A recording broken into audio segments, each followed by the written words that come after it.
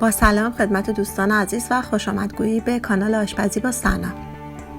ویدیو امروز ویدیو جالبی هستش. توی این ویدیو توضیح داده میشه که به چه شکل شما میتونید هورمون گوشت مرغی رو که خریداری میکنید رو با استفاده از یک متد خیلی ساده تا 90% کم بکنید. همه ما خواستار مصرف گوشت‌های سالم و بدون هورمون‌های مختلف رشد هستیم. واقعا ترسناکه وقتی میخونیم و میشنویم که چه هورمون‌ها و داروهایی داخل گوشت مصرفی ما وجود داره. تمام اون هورمون‌های رشد اضافه‌ای که یک تخم مرغ رو در عرض 40 روز تبدیل به یک مرغ بالغ آماده برای مصرف ما میکنه.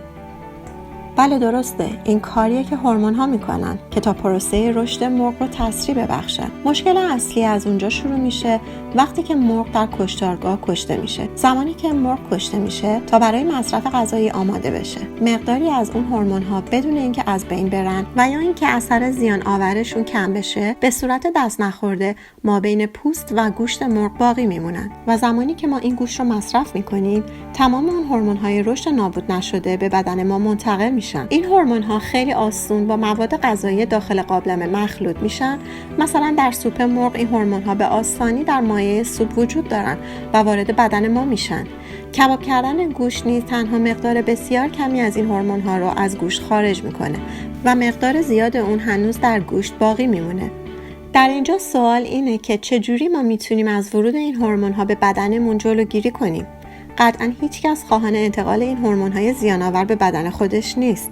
راه آسان و ساده‌ای برای حل این مشکل وجود داره که از نظر علمی نیز تایید شده و آن این است که قبل از پختن و مصرف گوشت ابتدا پوست مرغ را گرفته، آن را کاملا و یک دست به آب 1 لیموی تازه آغشته کرده و به مدت 30 دقیقه کنار بگذارید و پس از آن گوشت کاملا شسته شود.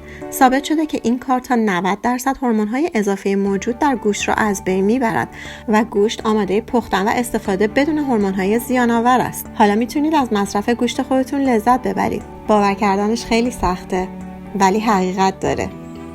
امیدوارم از این ویدیو استفاده بهینه رو برده باشین.